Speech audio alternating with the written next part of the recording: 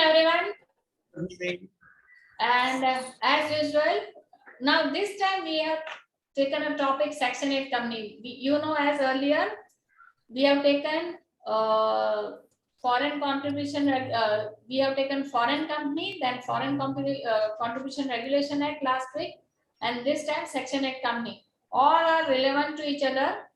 And there is interesting topic. I will declare now only that LODR we are taking debt listing, LODR, CSR, and then FDI, ECB, and overseas investment. These are the topic for March month. So be ready. All are relevant topic. So join that. Now today's topic is Section 8 company. As you know, in 1956 it was Section 25 which was relevant, and we used to tell Section 25 company. How we say this Section 8, Section 25, no private public. So we say private, public, company limited by guarantee, unlimited company, 1% company. But for this company, no name, only section is a name.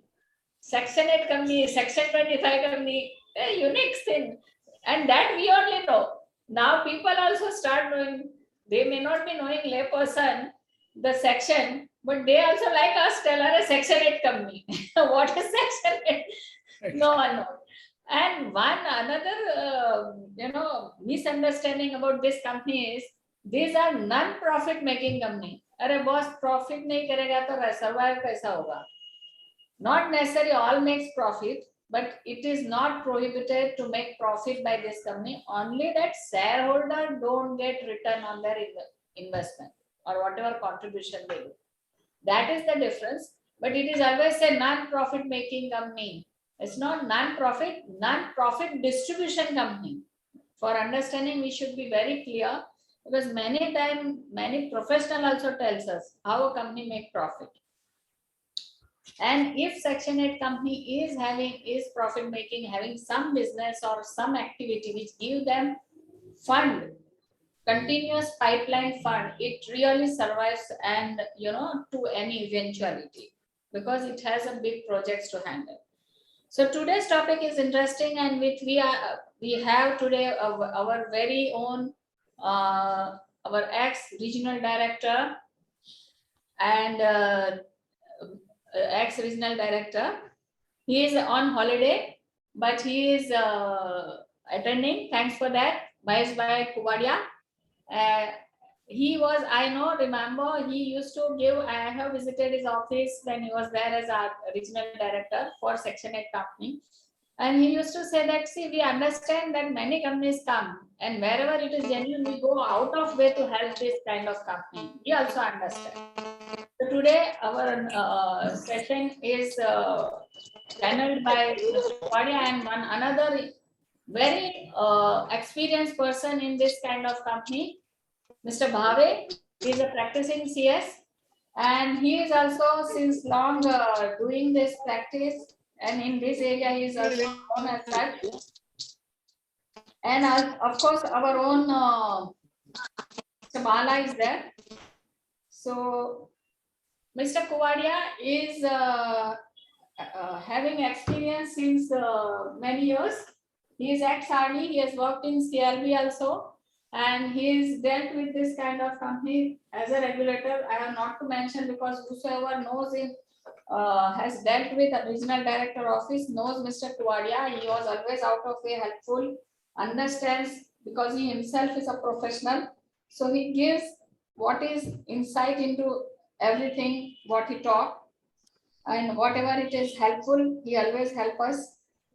So welcome Mr. Kuvadia Mahesh Bhai for your valuable contribution. He is having vast experience of 38 years in different field. So he is there. Welcome Mahesh Bhai. Thanks for your time. Then we have Mr. Bhave.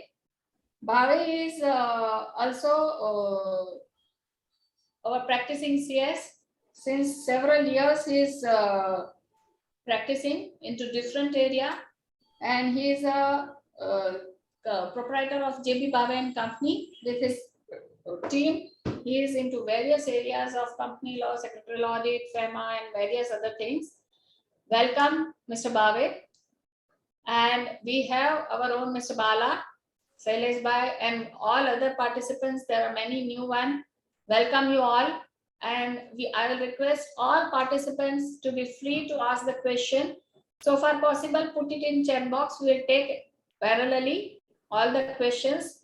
We expect all to contribute. We do not command that we know everything. We have good panelists to answer all your queries. So I will request Mr. Bala to give 2 minutes introduction on the topic, and then then Kuvadia Sahib and Mr. Bhave will give introduction to the topic. Thank you. Over to Mr. Bala, please.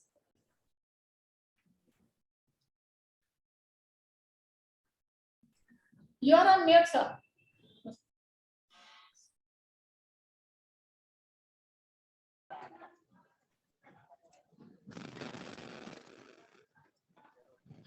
Not yet, sir. Good morning to all of you. Yeah. President, welcoming you all for this. Good morning.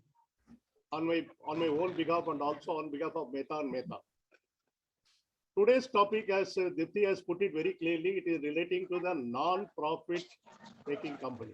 When you say NPO, non-profit making, it is not the question of non-profit making or something like that, because profit making is actually voluntary. Because the motive is not actually profit making, the motive is actually charity. The motive is actually promote various activities, economical, cultural, religious, and other aspects will actually give improvement over the society. So the whole purpose is only for the contribution of the charity purposes and not really for the purpose of profit making actually. But nothing is actually prohibiting in this sort of the companies in making the profit. Only thing is profit cannot be distributed to the members, which is being done in the other companies. That is why probably we are not talking. It is not very clearly. It is non-profit distributing company. That is one. And second thing is when we talk about the NPO, there are various organizations which can be formed under the Indian laws. You can form a society, you can form a trust, you can form a company. But the question arises, why company? Because why company in the sense, company is actually one which is legally having a separate legal entity, and it is having a visibility, and it is actually having very transparent. Things are available in the public domain. That is the basic purposes. And second thing is Section 8 company enjoys various privileges because when it's come to the charity, it is actually a less compliances and it is flexibility in various things. Because like other companies, like an unlisted public company or even the certain private companies, etc., this company need not have independent directors. This company need not conduct a meeting every quarterly. It can conduct meeting only once in a 6 months. All those relaxations which are actually there in this company. So probably people would prefer to select a Section 8 company rather than going for the trust and the society. But all said and done, Section 8 companies can do a wonder because it can receive foreign contribution. Because when we talk about whether FDI investment is allowed in a Section 8 company or not, we can say whatever you talk about the FDI, that can actually come in the form of the foreign contribution, which we talked about the foreign contribution regulation last time actually. In addition to that, there are a lot of procedural aspects. How do we incorporate the company? What are the obligations of the members, directors, whether they can get paid, they cannot get paid, what are the things are done? Because this is Jayant Bhave who has been actually dealing on this aspect. He has actually dealt the practical aspects of on Section 8 companies. Because I know Mr. Bhave very well for years together. Probably we are not met more than a decade. He is also from Pune. I am also in Pune. We used to conduct various sessions in Panchkani and Mahabaleshwar exclusively for the company law related matters. I recall those days actually. So with his greater experience, he will be able to answer, he will be able to satisfy the audience for their various queries which is relating to the Section 8 company. We'll have the rich experience of his to be shared. Of course, we have the regulator to guide on this. With these few words, I will actually hand over this mic to Mr. Bhave to say a few words on this. Thank you. Thank you, Bala sir, and good morning to all of you. Good morning, good morning, Kuvadia sir. I don't want to repeat what has been stated by Dipti and Bala sir, but would like to add that I, being a sportsman, I always feel connected to this particular form of organization because there are a lot of sports organizations or foundations which are run in the country and which are towards development of that particular sport. Furthermore, there are quite a few social welfare organizations and various religious organizations also. In the practice of last more than 20 years, I have had an opportunity of dealing with different subjects which are allowed under Section 25 or Section 8 companies as well. I would like to slightly modify submissions made by Dipti and Bala sir, because as 3 of the Companies Act, the 2013 Companies Act, we are not calling it a profit for these kind of companies. There is a separate terminology which is being used, that surplus. So technically it doesn't make profit, so that terminology is correct. It is making surplus, or if it is not suffering a loss, it is having a deficit. So that way we have to take it. In any case, as rightly pointed out by both of them, unless any organization generates some revenue, cannot survive. And though they are dependent on the various donations and other stuff, subscriptions, but to run it frequently and to meet the expenses, they will need to borrow, and they will need to earn good money so that they can go to achieve their objects. Now, with these opening remarks, because I would be available for any of the questions that may come up, I would hand it back to Bala sir. Mr. Kuvadia, Mahesh bhai. Okay, sorry, I'll hand it over to Mr. Kuvadia sir. Yes.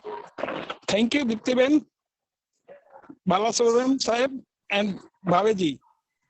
I'm meeting Bhaveji after a long time. That's all. The Section 8 is also a company which is particularly for promoting the objects of social events, basically. Even startup you're planning to have it, all this type of startup NGO, there's to form only Section 8 companies. The government has allotted some of the lands, and in Gujarat and other places, they were supposed to start up company with Section 8 company only. This is what they have stated. They have made association. They are allotting plots to the startup people. They have to form Section 8 company only. Hello. Yeah, we are listening, sir. Yes, plus. Okay, that's all. Now let this topic be started. If anything is required, I can answer. I answer. Thank you. Thank you. Okay. Okay, let's start the presentation. Vishal, you can start. Okay. Okay, my presentation is visible, ma'am. Yes, it is visible. Okay. You can start. Am I audible? Yeah, please start. Okay. So my topic for today is companies with charitable objects. My name is Vishal Tiwari on behalf of Mehta and Mehta Knowledge Stream. Today I'm bringing a very interesting topic, which is very in demand. And during pandemic, we have seen its importance and significance. So let's start with the introduction.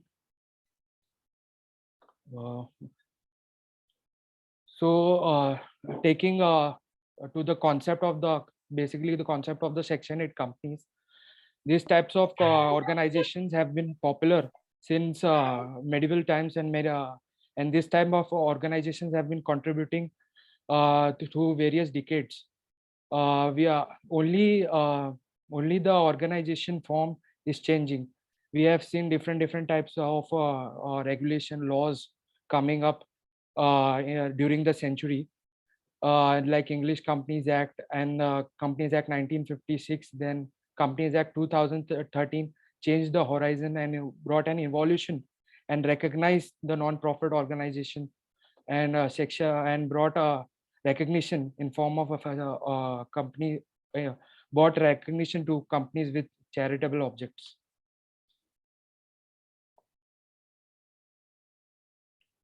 Now, during pandemic, we have seen there was a lot of philanthropy activities. There was social entrepreneurship. Social entrepreneurs comes up and they contributed to the society. So there was a lot of promotion of activities, social activities. And during pandemic, we saw how many industries like Ratan Tata, Azim Premji contributed to the society.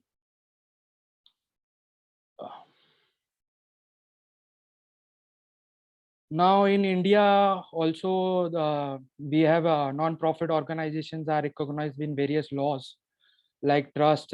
There is the Trust Act 1882, Society, the Society Registration Act. Then then we have Section 8 companies under the Companies Act 2013.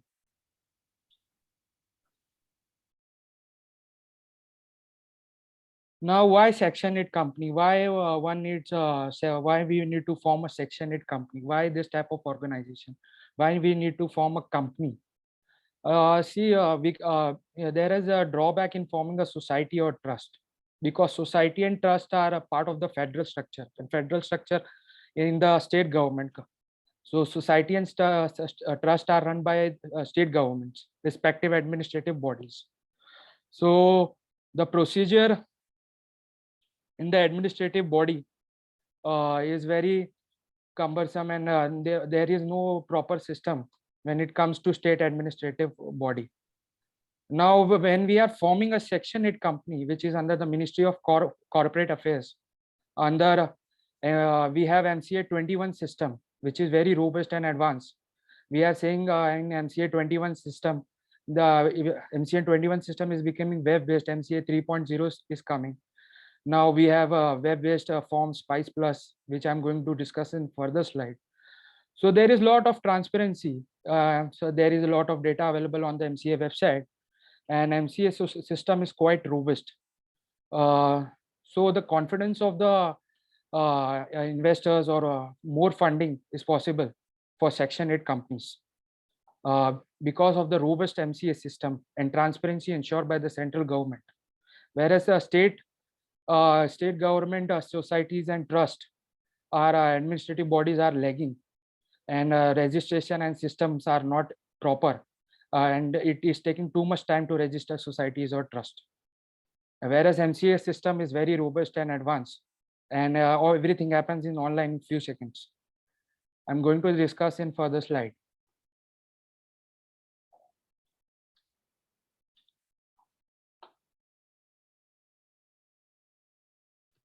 Vishal, Dipti, can I interrupt at this stage? Yes, sir. Yes, sir. You are always welcome. Thank you.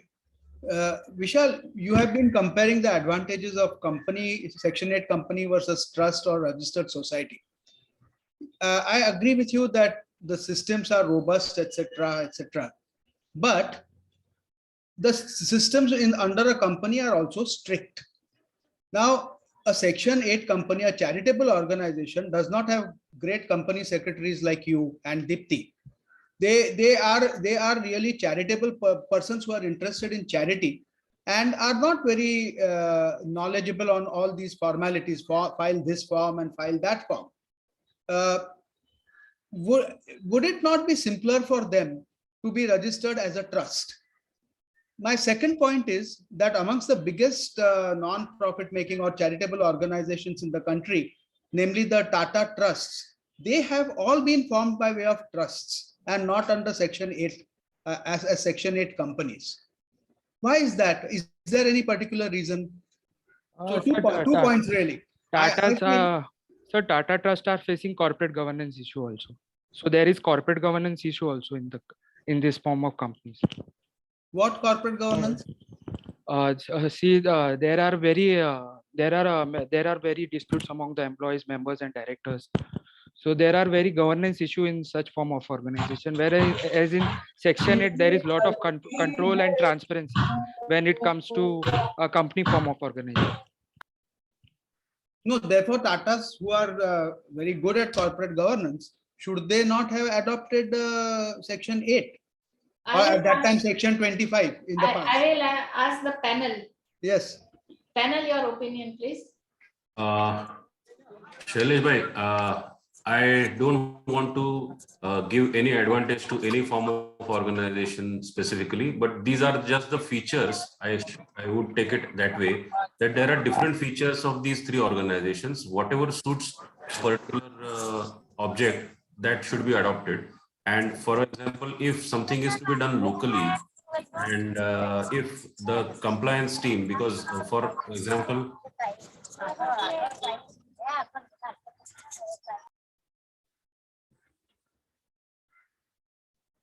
hello. Yes.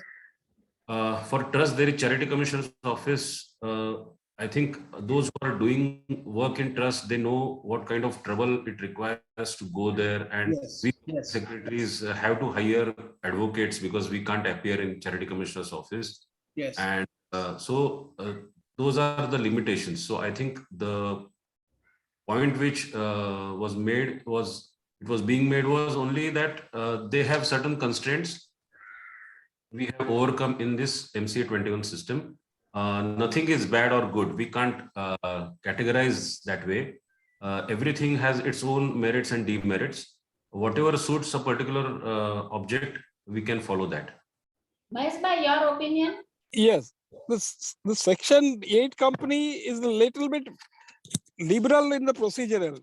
Charity commissioners, you require any permission for disposing of your any assets, immovable properties, everything. Here there is nothing. You have to pass a special resolution and then do it. No need for central government approval or ROC or RD's approval. So it is a lenient view or lenient format comparative to the trust, according to me. Oh, you feel that? And there is a less trouble. If you are filing properly, timings, all those things, papers, I don't think so. ROC will never issue any letters of this thing. Right. So And- charity commissioner, they interfere very much in your trust. Whereas ROC never interferes in trust unless there is a complaint or some Right. Even violation is changing the there. trustee, death, addition, deletion, all that is, you require approval, letter, entry in the register and all that. That is also very cumbersome. In fact, in the trust and the societies, the procedural aspects are little lengthier. It is also little cumbersome there. That is one thing. You can say comparatively. Visibility is not there because the transparency and the visibility and the information in the public domain is much better in the Section 8 company rather than in the society. Right. Suppose, for example, if the foreign investment, that is a foreign contribution, has to come, what they would prefer? They would rather prefer the Section 8 company rather than the trust and society. That is another aspect is there. Because there are various facilitation which are there in the Section 8 company, which are actually lagging in the trust and society. We cannot say this is bad or this is worse. The thing is, if you rate it out of all the three organizations, which is actually highly rated organization, Section 8 company stands first. Trust and society, they are also doing it, but the only thing is, so long as they are not getting the foreign contribution involved, etc., another thing and all, they are so much so good. The moment that comes into the picture, then they have a problem. And of course, the procedural aspects are more cumbersome in this form of the organizations. Okay, and Shailesh bhai, there is an answer from the participant. Tata Trust was formed much before Companies Act 1913, 1956 and 2013. So there was no Section 25 company then. Huh? Therefore, it had to, Thanks, therefore it had Devan. to be by way of a trust. Okay, Yeah. okay, good. Okay. Okay, thanks everyone. Let's Sorry, one small point I want to just right. close it. See, there is one development in case of trust. Just for the purpose of knowledge, people are requested to note that earlier, once the trust was formed, there was no exit route. It was not possible to close the trust. But in between, there were two amendments, and Section 22 and 36 of the Act were amended. And now a non-functioning or a defunct trust can be closed. They have to just transfer the assets or the funds that they have, the corpus, to a similar trust carrying out similar objects, and then the trust can be closed. So this is a recent amendment. Earlier, there was no exit route. For example, for Section 8 company, You have to go for winding up. You cannot strike it off. But at least for trust, that option is available. That has been done recently. Just for the update. Thank you. Thank you. Okay, please carry on.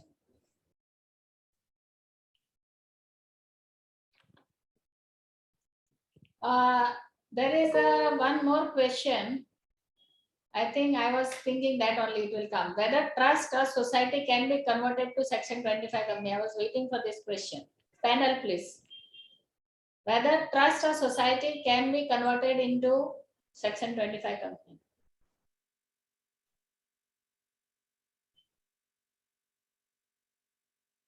Mr. Bala, you are on mute. Mr. Bala, you are on mute. Oh. Mr. Bala, you are on mute. Yeah. Are you able to hear me? Yeah. Yeah. In fact, Yes. in Pune, there is a Pune club, which is one of the very oldest club which is there in Pune. Initially, when it was formed, it was actually formed as a society. Now, actually, Pune club is converted to Section 8 company. So it is possible. I will just add it that it's one thing to be noted. Anything can be converted into company provided it is a registered entity. So it should be registered. Entity, corporate entity. Registered, but it should be registered. And also you require NOC, right? Kuvadia said you can comment rather. Yes, yes, it is required from society or trust. If you forming, you should require NOC from that authority. And that is a main challenge. Okay. No main challenge. They give. They always give. That is not a Okay. challenge. Okay, fine. Yes, Okay. normally they don't give. So NOC and register. Okay. It can be done. Okay, please carry on. Another question is there. Can you actually convert vice versa? What is that vice versa? Yeah. From Section 8 to society. Also, you can do it. That's a I don't think so. We insist for NOC. Means we don't give NOC, and I don't think so. Nobody has approached us for NOC for that time during my tenure. I have never approached for this. Okay, so in that case, this is I think not experience, but I it think so. can be They done. don't require that. I don't think so. No, nobody has approached us to give NOC for vice versa. Okay. Okay, thank you. Please carry on the presentation. Continue. Now we will talk about Section 8 company incorporation eligibility. So an individual or a association of person is eligible to start a Section 8 company in India. Two or more person who will act as a director shareholder should fulfill all the compliance and requirements of the Section 8 company incorporation under the Act. There must be at least one director who should be resident of India in Section 8 company. So one resident director is necessary for Section 8 company. The objective must be one or more of the promotion of sports, social welfare, advancement of science and art, education, and financial assistance to lower income groups. Founder, directors, members, or directors of the company cannot draw any remuneration in the form of cash or promotion. No profit should be distributed among the members and directors of the company directly or indirectly. Now I will be coming on the incorporation process. So the incorporation process first steps involve the deciding the nature of the Section 8 company. Section 8 company can be Vishal, I have a question. Why do we say that none of the members, directors can draw any remuneration? Can they come in form of a consultant or an advisor? Members are actually contributing towards the objects of the company, Go to and that slide. No? employees are working Vishal, towards. first go to that slide. Relevant slide. That slide, no? Founder, Yes. directors, members cannot. Founder, directors, members are working towards the objects of the company. They are contributing. They are paying the membership. Members are paying the membership fees. That's why they employees who are members, they cannot draw remuneration. They can get out of pocket expenses. So basically, whatever research I have done, I know basically this much. Panel, No, so Yeah. like in a company, you Yes. can appoint a director or his relative in an office or place of profit, for example, as an advisor or a consultant. Can a Yes. similar arrangement be there for a Section 8 company where the director of the Section 8 company is appointed as an advisor or a consultant for providing special services Yes. in compliance with Section 188? Okay. And Compliance of Section 188 is necessary because Section 180, there is no exemption with regards to Section 188.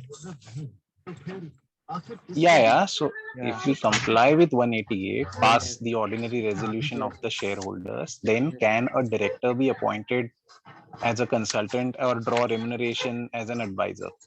Subject to the conditions mentioned in the Section 188. panel Okay. wants- May I say Mr. something? Bhave can Yeah, yeah, add on Mr. this. Bhave. Yeah. Bhave has got Yeah. a practical experience on this. Yeah, I think what Vishal has covered is slightly incorrect here because what he has generalized is the directors cannot draw salary. That is not the case. If the director is a member himself, then there is prohibition which is there in the license also. In the license, the language is that the members cannot draw any remuneration. So if that member is also a director, then he cannot draw salary. But Directors. central government, there's some disturbance somewhere, I don't know. Somebody should be on mute. Yeah, now you can. So typically those members who are also directors, they cannot draw salary. But if he is only a director, like we are hiring, the Section 8 company is hiring somebody as a director and he is not a member, then there is no prohibition that he cannot draw salary, he can draw salary. Furthermore, I have handled few of such cases where member directors, they wanted to draw salary. In that case, we have approached the central government under the old act also and under the new act also. And in fact, there is no such form which is available for applying for that permission.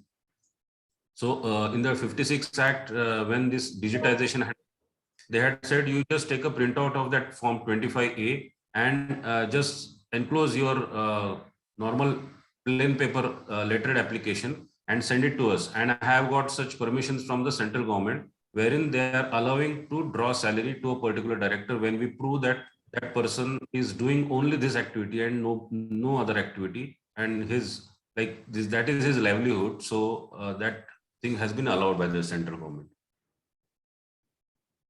What is that? Yes, this is allowed, provided you can satisfy the central government. They are allowing. We have allowed number of cases where even the schools, the principals, they form a Section 8 company. They are the promoters and they get remuneration because they devote whole time for the school only. They don't do any other Yeah. activity. So they can. Permitting. If your someone will permit you to get a remuneration, yes, you can. Okay, thank you. Yeah, please carry on. I hope your question is answered, sir. Yes, ma'am. Just wanted one clarification from Bhave, sir, that now that for remuneration, central government permission is not required. Otherwise, also for Section 8 company, also should we say that only 188 compliance is good enough and and the central government approval is not required? No, I think we cannot take that approach because there is something called license, which is also issued, and license has few prohibitions which are not there in case of other public companies, wherein the members' special resolution would suffice. Schedule 5, for example, if we are taking into consideration all those points, we are not supposed to take into consideration for Section 8 company. We have to go as per the license, which prohibits certain things. And that's how we have to approach central government, Ministry of Corporate Affairs, Delhi, by a plain paper application. And we may have to pay the fees separately by way of a DD, or we have to make a challan under the MCA through other mode. And then we will have to represent our case. It's a very exceptional thing. It is not a routine thing. So there is no specific format which is available for that. Yes, I agree with Mr. Bhave's opinion. Absolutely, they have to approach central government. And if you break conditions of the license, then it can be revoked. there is a power of revocation of license. So it is always to have approval of central government so that we cannot face the revocation or notice other things. Someone has commented, Mr. Nikhil has commented, but RPT rule will, RPT, related party transaction will apply. Bhave, your comment? No, but see, related party transactions in case of salary paid to the directors, he has no other interest. He's just a member and a director. So that is permitted. He can vote on everything. As per Companies Act, there is no prohibition if the MD of a public company votes on his own remuneration resolution. That is permitted. That way it is not under 188. Okay. Kuvadia sahib? That's correct. That is Okay. not a related party, you can do this thing. Okay, thank you. And related So just- party comes to the trading transactions. And there is no such trading. It is only for the promotion of the certain activities. Section 8 is a promotion for art, science, and sports, other Right. education activities. So there is no such trading or aim of profit is there. The question does not, related party will not come at that all. Okay. Thank you. There is a question, if Mrs. A and Mrs. B are members, Mr. A and Mr. B are directors. Can Mr. A and B can take salary? Means husband and director, wife are member. Yes, they can draw. There is no prohibition. Okay, thank you. Okay, question is answered. Please go ahead. Vishal, carry on. Okay. So apologies for my mistake. Thank you, Jain sir and Mahesh sir, for your inputs.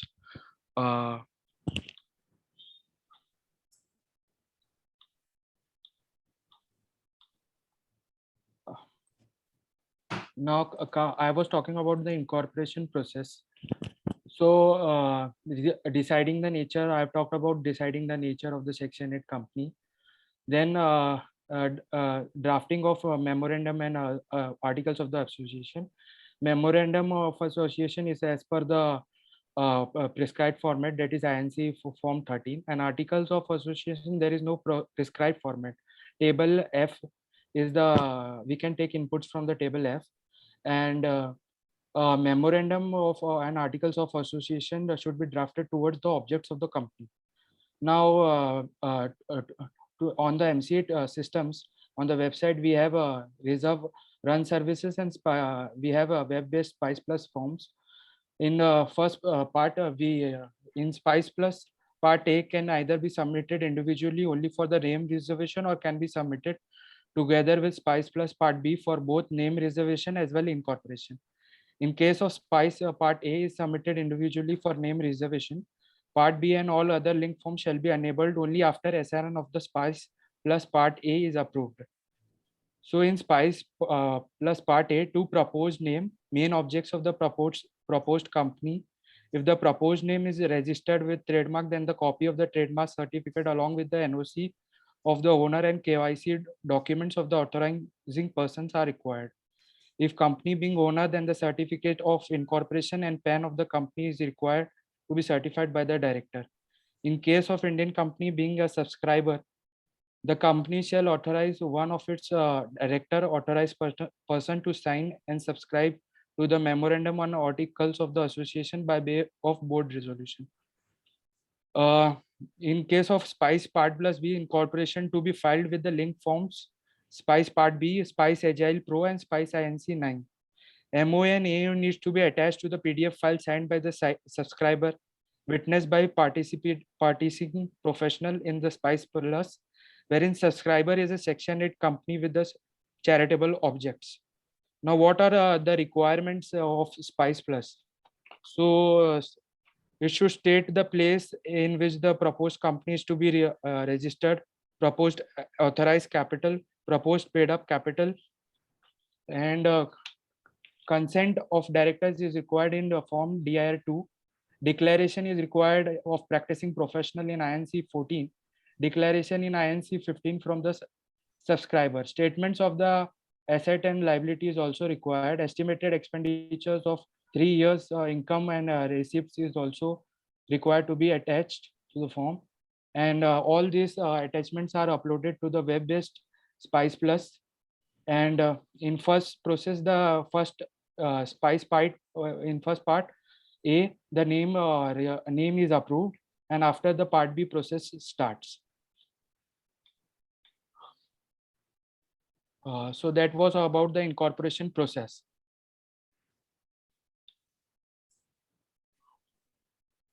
Vishal, Yes. I'd like to inform you that the Section 8 company can be formed without share capital also. Without share capital. Yes. Yes, it's a guarantee company. It may Yeah. not be having share capital also. Yes. Can have It both can, the companies, share Yeah. capital and without share capital. yes. It can be in form of guarantee where Yes. members plow Yes. back Yes, their members profit will towards subscribe. towards the objects in of case the company. finding of object, they will subscribe. They will guarantee the performance of Yes. amount of system. Yes, that is the concept of the guarantee. Guarantee, yes. Yeah, Okay. and there is a question in the chat box that can, in case of section, whether should we consider, in case of section 25 company, whether should we consider company limited by shares vis-a-vis company limited by guarantee? Means whether we will prefer company limited by shares or guarantee.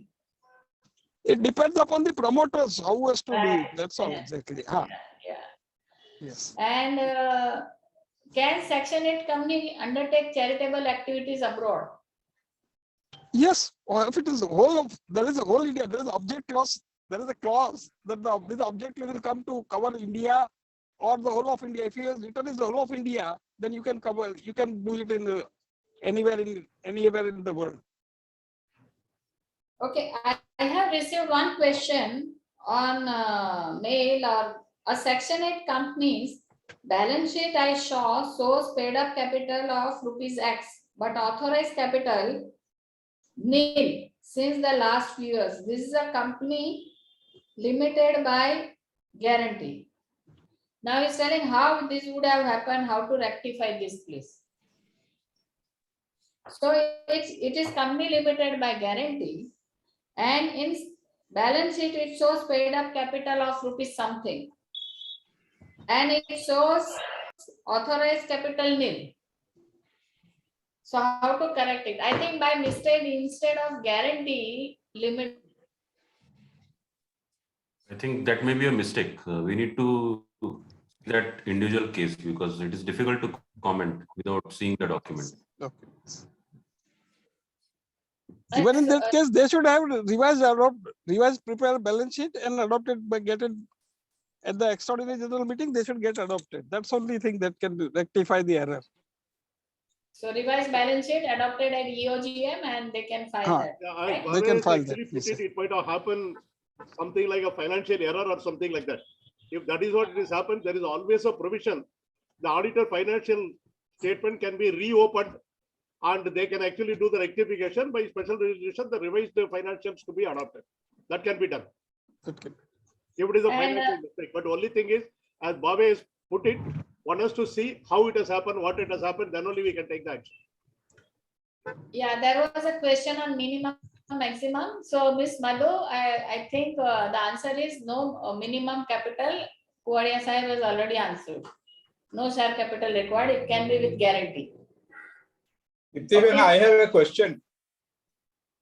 Yeah, please. Bombay Presidency Golf Club Please. was incorporated in 1927 as a non-profit making organization. But they have not been granted a license because at that time there was no provision for license. Now, then in that case, presently they should be governed by what?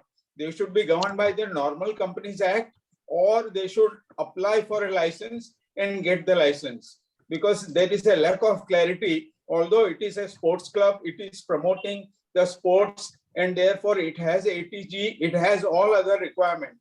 However, they don't have a license and therefore they are, what regulation they should be governed is a question that I have. Kuvadia Sahib. Sir, they have to apply for license. Otherwise, they are having name with private limited or limited in the name, or they don't have. No, they don't have. It is only Bombay Presidency Golf Club. And it is registered with ROC? Yes, it is registered with the ROC in Then you have to apply 1927. then you have to apply for a license and get it licensed. So then they will be governed by the license after obtaining the license. But till we obtain the license, they are governed by under which act? Whether it should be Section 8 company, Section 25 company, or No, normal if they have not licensed, they are not Section 8 company, they are regular company. Then they are governed by the provision of this other than Section 8 or 25 company. Earlier 25, now 8. Okay. Unless they obtain license, then only they will govern by Section 8 company. If you don't have license, you are not governed by Section 8 company. Yeah, Mr. Jatin, you are raised the hand. You can raise the question. Thank you. What is the opinion of Mr. Bhave? Mr. Bhave, let me have your opinion about this. Yes, sir, I have a similar case in Pune wherein it is a public limited company, but formed under 1913 Act, and they are formed for the sports purpose and recreation purpose, and they are running it as if it is a non-profit making company, but they have not got any license. So they will have to follow the current act. Earlier it was 1956 and now 2013. Because typically all other provisions are applicable to Section 25 or Section 8 companies. So per se, it doesn't make any difference. If they want to go under 12A and 80G and Csr1, then that is permitted for them. So just because they don't have a license, their activities won't be prohibited. They will be permitted to carry on that. And in your case, they are not having private limited or limited. But in my case, the company is formed with a name so-and-so limited, and still it is allowed to perform like that. So I don't think there is any prohibition. But as Kuvadia sir has said, we'll have to check whether that license will be mandatory. But I have not done that for this company. This was in the year 1944, I suppose. Bhave, in that case, CSR eligibility, what will be your answer? They are eligible for CSR eligibility because they are having 12A, 80G and CSR1. These are the three criteria. Okay, they have. Think for profit, yeah. So that is permitted. But then, Bhave sir, can we go now to regional director for obtaining license? They will say you are already existing company, and therefore so why did you come here? Let them say that in black and white so that your point will be clear, sir.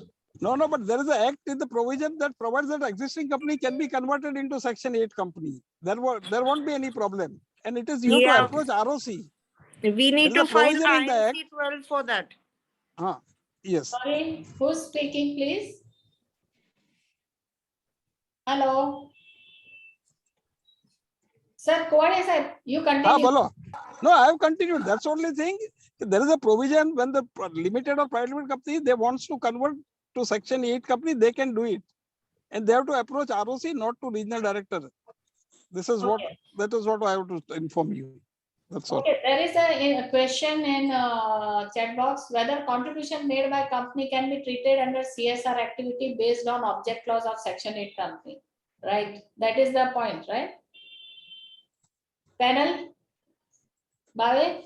I think object definitely has to be charitable or one which is permitted. Activity.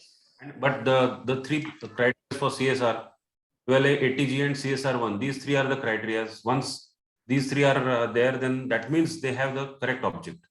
Right. You don't have to worry about that. Question, is there any separate process to get license before incorporation or it's part of incorporation process? Vishal?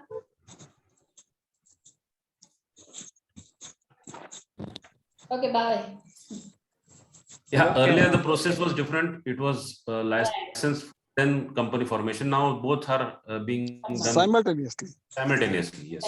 Simultaneously.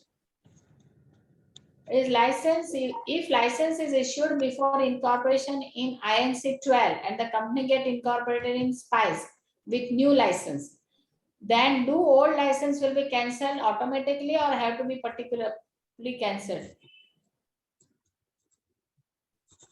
I think this is a hypothetical question, theoretical question. So I don't have an answer to that. So, yes. I think it should be, you inform at least you are having license and and two license and you surrender one. That's all. Is there any separate process to get license? That I have covered is copy of certain certificate is copy of certificate of commencement business is discontinued post filing of 20 years. Bombay Presidency is under Society Act registration. Is there any separate process to get license? Is there any separate get license? It's part of.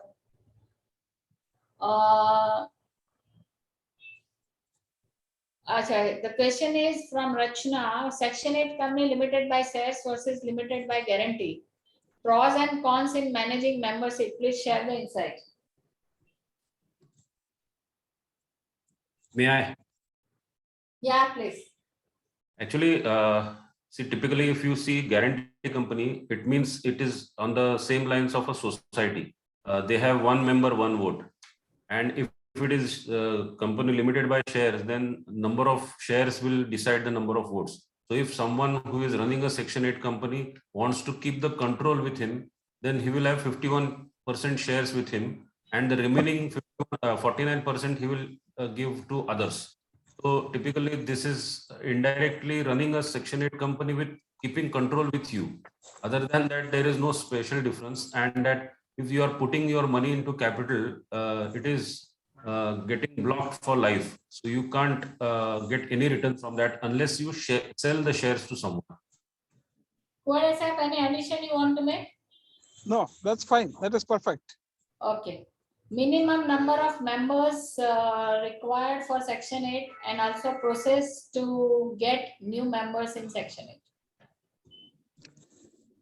See, there are two companies, private company also you can form under Section 8 and public limited company. You should have articles decide this thing. Minimum is 2 and maximum it's 200 in case of a private, and 7 and unlimited in public company.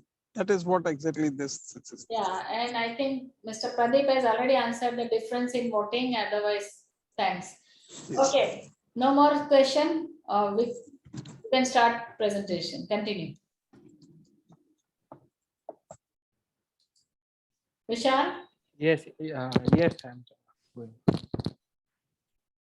Now, coming on to the prohibited activities, what corporate actions can Section 8 companies cannot take?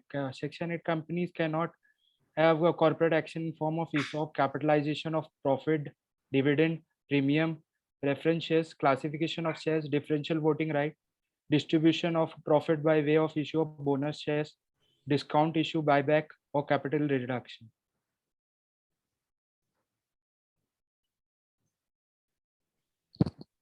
Now there are some certain privileges available to Section 8 company. There are no minimum paid up capital requirement like other companies. Members' personal assets are protected. There are various tax exemption are available, which are going to be discussed by me in further slides.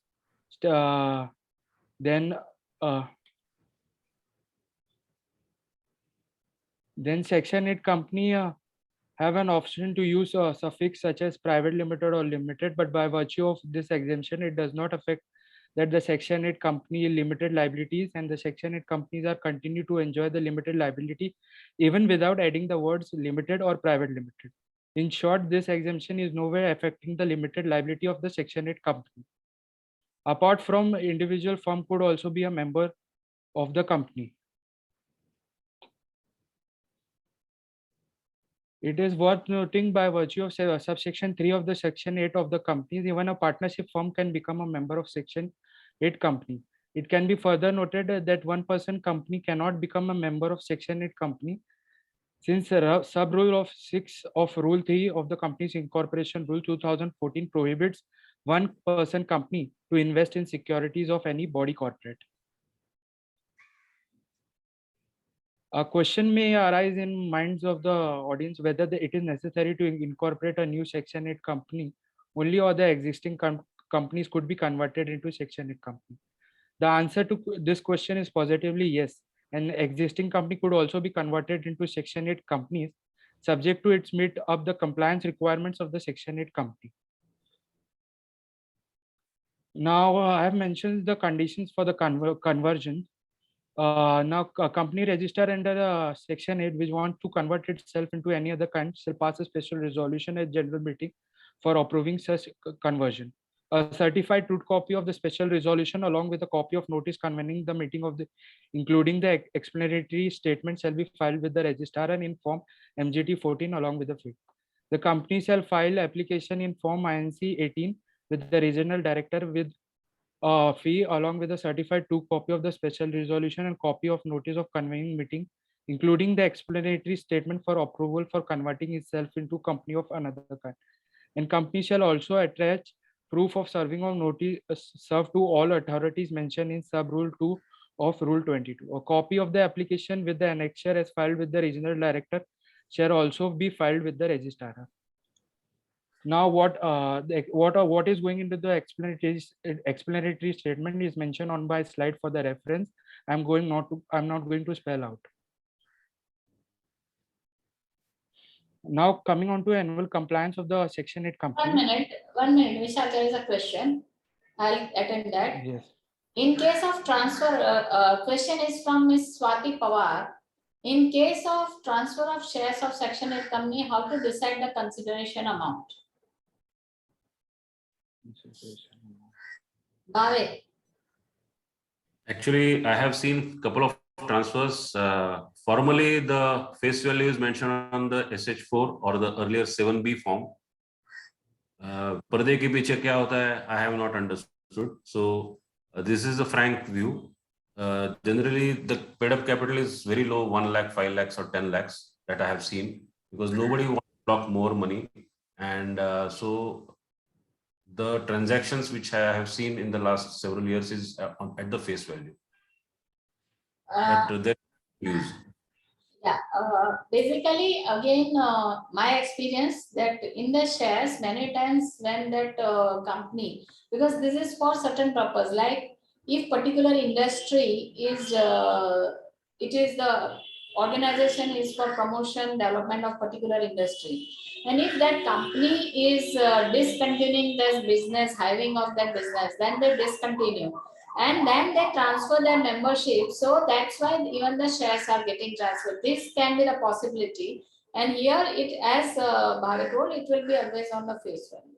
So these are the genuine reason. Like many times what happened that it is also for particular promotion of industry, and one individual become a member who build the entire, everyone has to contribute here.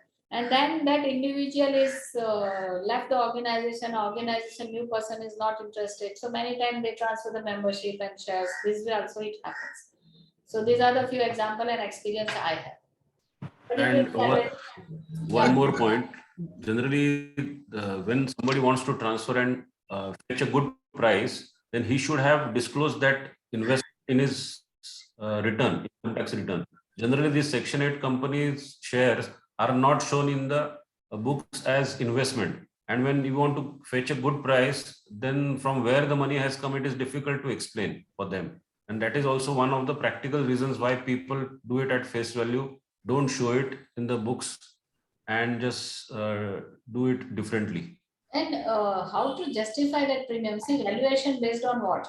You can transfer it at a premium based on the valuation. It is questionable on what ground you have counted the premium, the valuation, the fundas and logic for that valuation.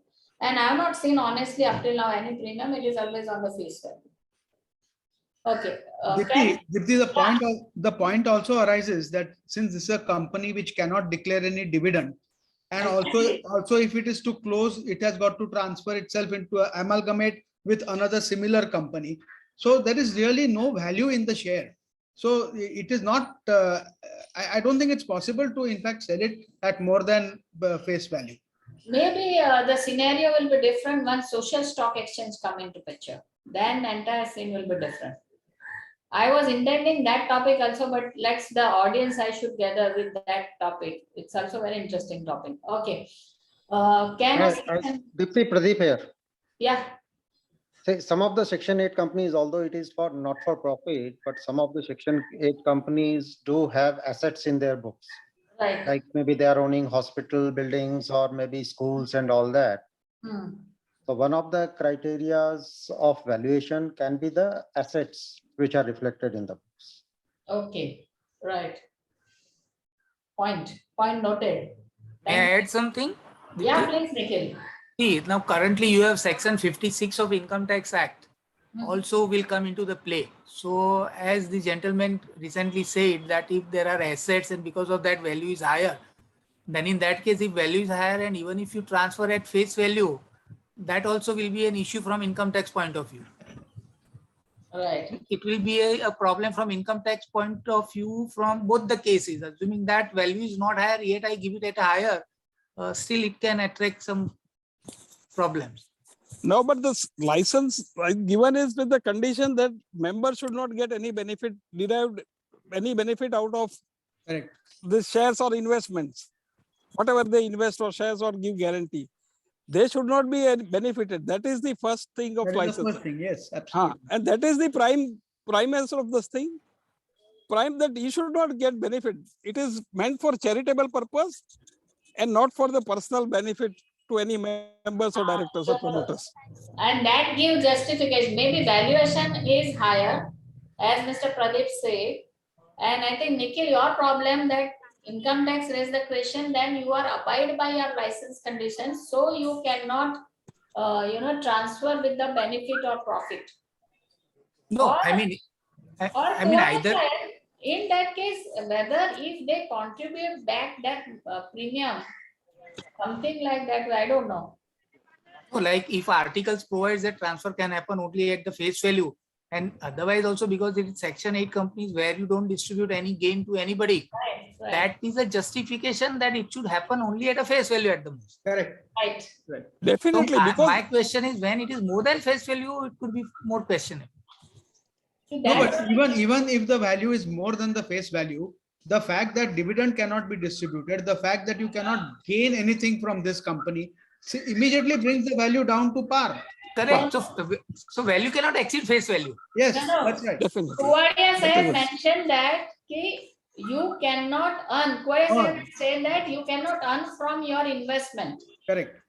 So when you collect the premium, that is also earning from your investment, right? Kuvadia said this was your. Yes. That was my point. And it serves Now here I have. It defeats the purpose of license. That's Otherwise, true. everybody is saying, Now a little twist. Now when I am contributing, let's say at the time of initial only I contribute 10 rupees plus 90 premium 100 rupees. Then in future, can I transfer at 100 rupees? yes. I am not making any benefit. Yes, then you can transfer. That is not an issue because you are not gaining anything. You are not gaining anything. The purpose is that it should not gain. No member should gain out of this section 8 company. No But benefit should be derived by any members or promoters or directors of section 8 company. But Correct. That is a strong and what underlying foundation and principle of section. Mr. Bhave, have you seen any shares issued at premium? I don't think so. No, sir, I have not seen. Everything is Why? See, this is not a question of financial structuring or anything. It's plain and simple philanthropy, charity. So this structuring business of shares issued at premium, etc., would not arise. correct. Okay. Then can a question from Ms. Hemali, can a section 8 company propose to be converted into private limited company? Continue using word like association in the name after conversion? No. No. It is They cannot. Yeah. They cannot.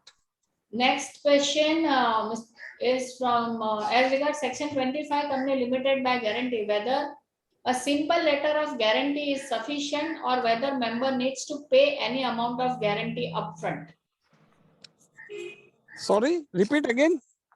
As regards section 25 company limited by guarantee, whether simple letter of guarantee is sufficient or whether member needs to pay any amount of guarantee upfront. No guarantee is to be paid upfront. Only the application form that they should abide by that we will, in the event of finding up, if there is insufficient assets are there, they will contribute to the extent of guarantee amount. That is what. Yeah, guarantee is always, is an assurance given that I will meet the liabilities. There liabilities. is no That's question of all. any money being paid in upfront or something like that. No upfront payment is there. Another question, if Because guarantee is nothing but assurance. yeah, If it is required, I will like contribute. That's all. company Simple. limited by guarantee there. If Section 8 is incorporated with nil paid up capital, will it be termed as company limited by guarantee? Yes, there has to be a clause there that this is in the memorandum Limited itself by. only we have to clause whether it is a authorized capital or with a guarantee company. There has to be one clause in there. So, Yeah, you have to specifically say it is. specifically is there said, and that will be governed by that text. Yes. There is another question. Any governmental subsidy to Section 8 companies, the tax benefit and all that as Bhave, you want to add or Kuvadia Sahib? Otherwise, it's a long. See, typically there is a misunderstanding that once you form a Section 8 or Section 25 company earlier, that then you get tax exemption. That is not correct. Once you form the Section 8 company, then you have to separately apply under 12A for getting the tax exemption to that particular Section 8 company. Then only your income is totally exempt. Provided you follow the conditions that you have to spend 85% of your income in that year or subsequent 4 to 5 years to give a detailed report to the income tax authority. And then for ATG, that section registration will help the donations that are received. Then the donors will get 50% exemption under ATG. So this is not linked directly to Section 8 company. They have to have these separate two registrations. They have to obtain it. The Csr1, which is the recent requirement under Act 2013, they have to get it registered under Csr1. Then only they will be entitled for CSR funds. There is another question. Can corpus fund towards contributions made by members of company limited by guarantee be considered as equivalent to share capital and include while arriving the threshold under Section 186? No. No. It cannot be that. So only in the case of winding up and there is insufficient of assets, then only the question of guarantor will come. Otherwise, they have no role to play. Even if association is wound up and there is a surplus, then guarantee is no meaning there. They don't have to pay. Guarantor doesn't have to pay anything. Then can Section 8 company with guarantee be converted into LLP? What is some of the guarantor are no more associated with the company? Version, it may be possible. That is, I'm not sure. I don't remember anybody has done it, but it may be possible also. That's not an issue. That's somebody has to try. I don't know. Mr. Bhave, have you experience? Because I am not in the practice. Mr. Bhave can throw and light. No, I have not got any such situation where a company is getting converted into LLP, which is Section 8 company. Definitely. That is what exactly. And even if there are no current guarantor, earlier guarantors are not there, the earlier members, then the current members will continue in the LLP. Continue, LLP, yes. Transfer of shares in case of company guarantee means what? The member will resign and a new member is admitted. So there is no transfer as such. So the old members will go out and the new members will come. That may be possible. That may be possible. Or first of all, the Section 8 company should convert themselves into private or limited company and then convert into LLP. That is the second alternative which I can suggest. Okay. Do all newly incorporated Section 8 company needs to file CSR1? No, provided the criteria is there, no. If you're there, profitability, their income is there, criteria is there, share capital is there, then only they will do this. See, CSR is applicable only for those, but they want to take contribution, then yes, they have to file CSR1. If they want to take contribution, if they want to take contribution of CSR from other parties, then they have to file CSR1. No, but they must have 12A and ATG. Yes, definitely. That's what exactly. Can you throw light on the process of transfer of membership in Section 8 company with guarantee? And after transfer of membership, will the transferor have any liability? See, under No, as- liquidation rules, sorry, Bhave. Continue, I'll continue thereafter. Please, Mr. Bhave, No, please continue. actually, yeah, sir, guarantee company, there is no question of transfer because somebody who is a member today, he has taken up to pay that guarantee amount and he wants to resign. Then if his resignation is accepted from the membership and somebody else is ready to take a membership in his place, or there is one additional member, then he is ready to put that guarantee clause. Then that way it will happen. There is no transfer of guarantee amount from A to B. There is no such process. Yeah, Yes. and I will add that. Secondly, Sorry, please. Dipti, 1 minute. Secondly, I would suggest you in the old Companies Act, this liability of the past members for 1 year. Even if a guarantor is a member, he ceases to be a member, then also next 1 year he will be liable if there is a shortfall on this. That is what I wanted to know.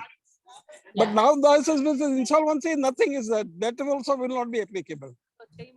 Yeah, and I will just add one thing. All these are the matter one has to take care while they draft memorandum article or we call charter. These all process and all the nitty-gritty you should cover so that this kind of questions do not. So I will just add one point. Drafting memorandum article of Section 8 company is really require experience, exposure, knowledge. Who can predict the complexity, the voting, selection of board, their decision making. It's very, very crucial because so many people comes outside, public come, no one get remuneration and people of high caliber come. So one who really knows that, predict and draft everything. Now, next question is, while can Section 8 company limited by guarantee take loan from its members, directors? Yes, it can take. There is no problem. There I is no don't think so. There prohibition. is no problem. There is no prohibition. And It normally is they similar to take normal because company. it's a way this guarantee company is formed. The money will come only from directors and shareholders or members only. There is a question on winding up. I'm not taking winding up. We'll take it later on. Okay. If the purpose of Section 8 company has been fulfilled and it is converted to private company, then after how many days can we apply for striking off of the name of company? Kuvadia sahib clearly mentioned. Sorry, please repeat again.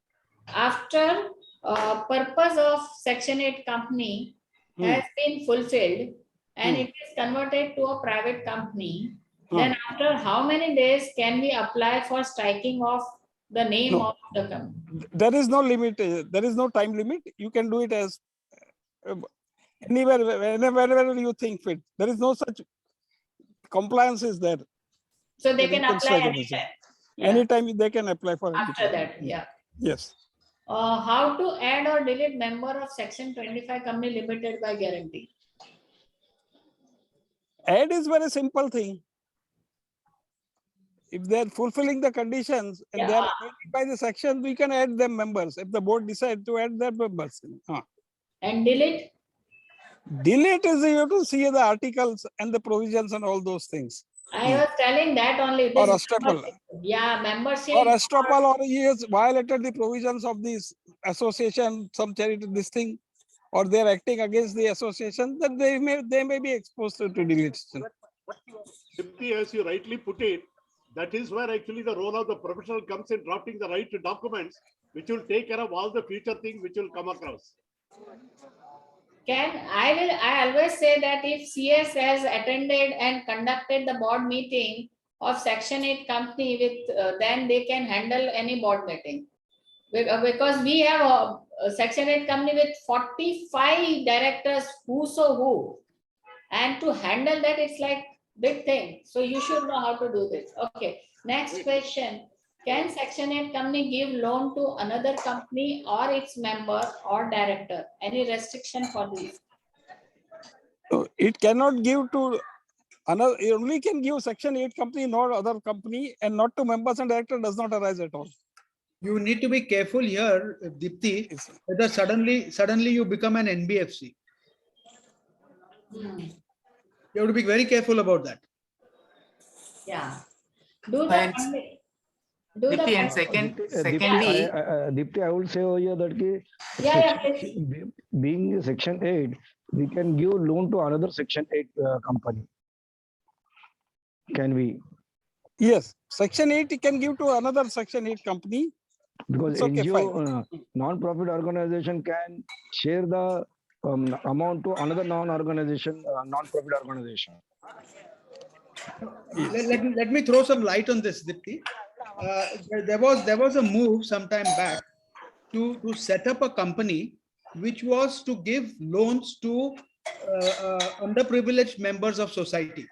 It was intended to take capital from various rich organizations, collect it there, and then distribute it as loans at very low rates of interest. So loans can be given. You can even make some profit out of it.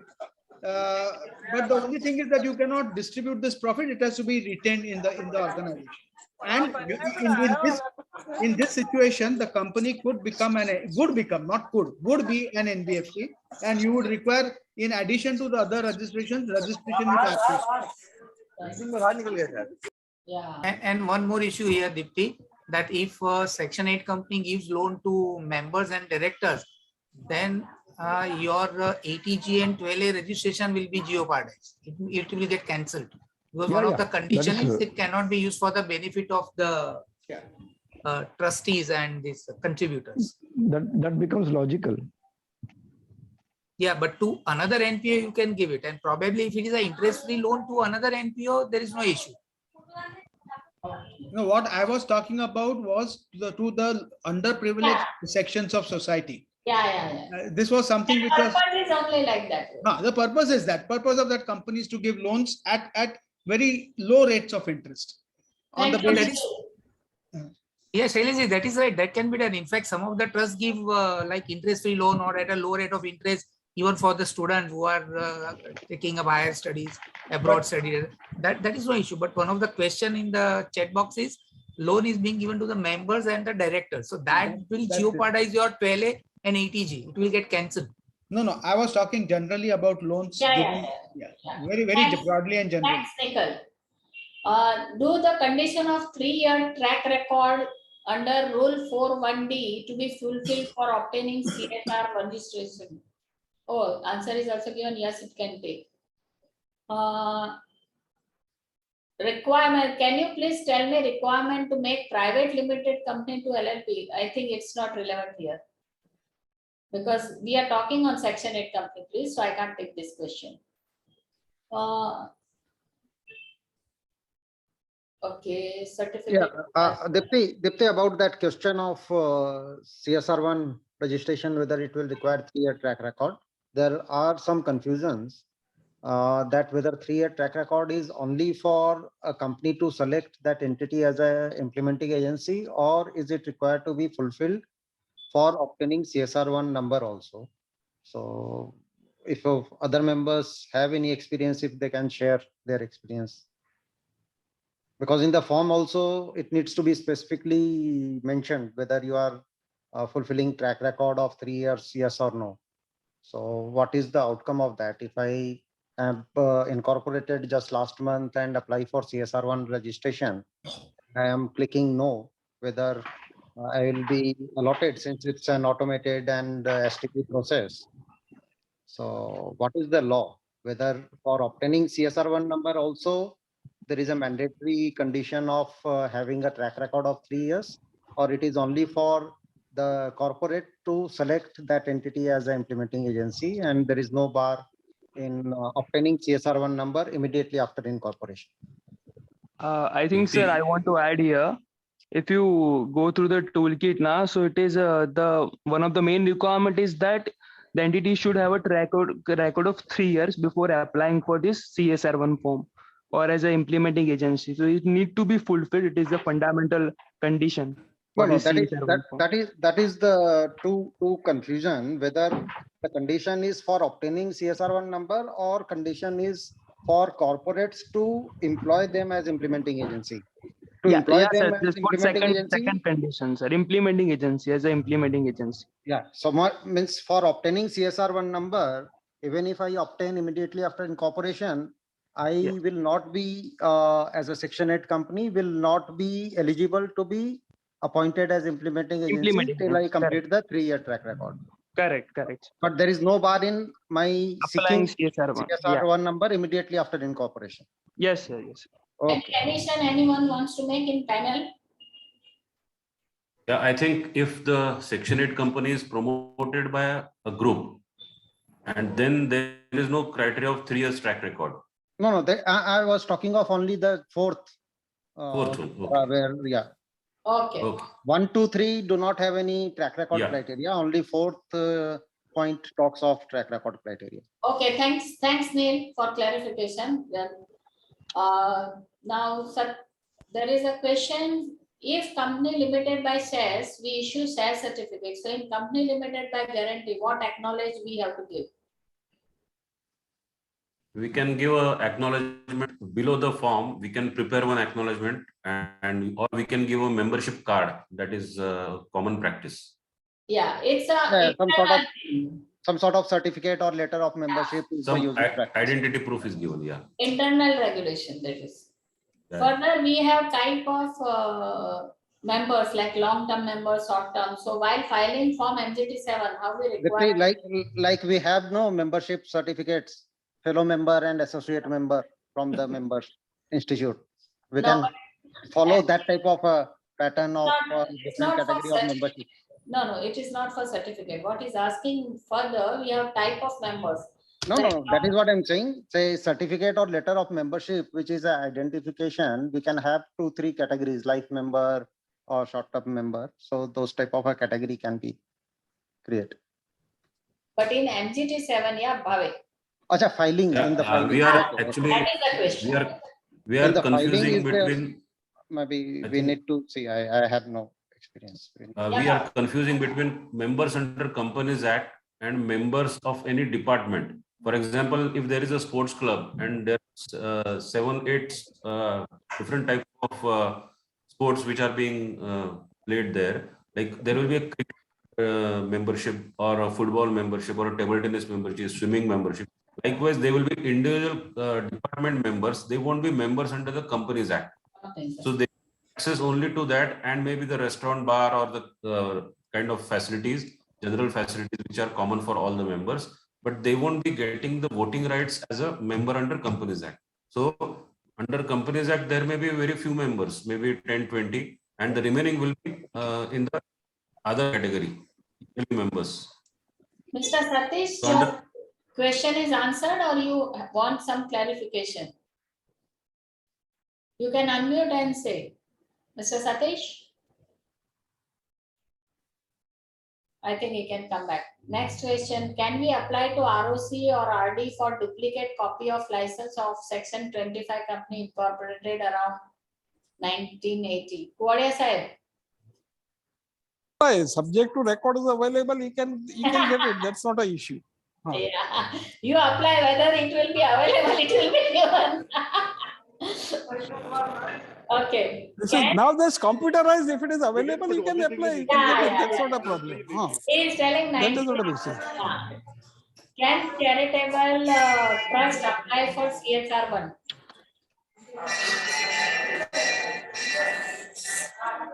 Can charitable trust apply for CSR1?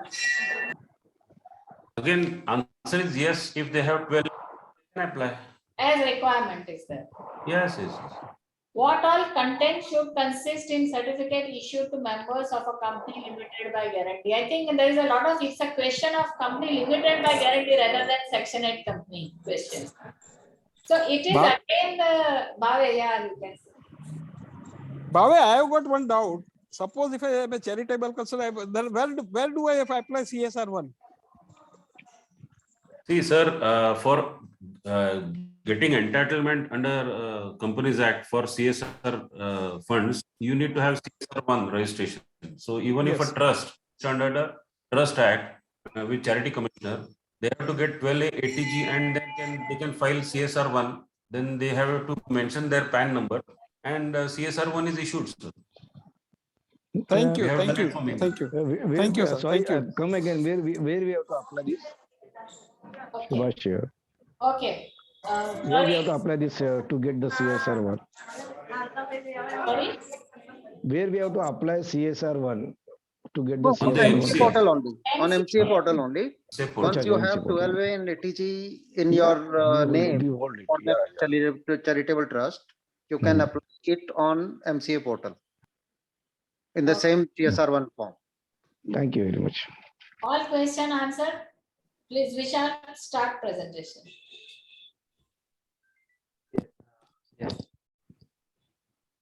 Now talking about the annual compliances of the Section 8 company. So annual compliances starts with the disclosure of interest by the directors in Form MBP1, that is on 1st April of each year. Then notice of non-disqualification of directors in Form DRA, that is annual part of annual compliance, 31st March every year.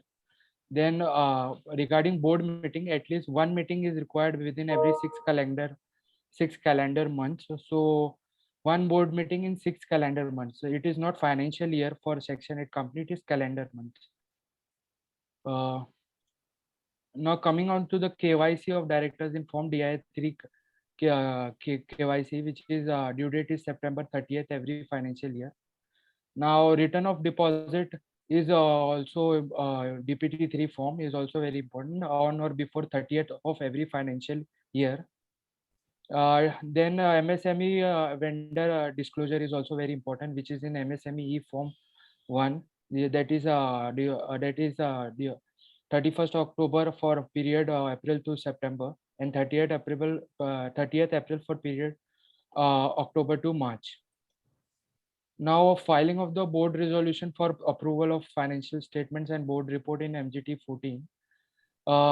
If Section 8 is a company, then only this compliance is applicable. AGM of Section 8 company as per Section 96 of the Act, Section 96 of the provision 96 of the Act, within 6 months from end of the financial year, with a maximum gap of 15 months between two AGM. First AGM could be held within 9 months of the closure of first financial year. Intimation of appointment of statutory auditors to ROC in Form ADT1 within 15 days of AGM. Or AOC 4 and MGT 7 is also required to be filed, part of the annual compliances. Within AOC 4 within 30 days of the AGM, and a return of return in Form MGT 7, which is the annual return within 60 days of the AGM. Income tax return is also required to be filed 30th September of each year. Now there are event-based compliances also been covered by me, but these slides are made for reference. I'm not going to spell out each event-based compliances. You can just pick up event and then normal process that like similar to Companies Act. Yes, That will, yes, okay. yes, ma'am. Okay, I will spell out 1 or 2 compliances. So Vishal, my request is if you can circulate the PPT also, it will be very helpful while you can explain us this way.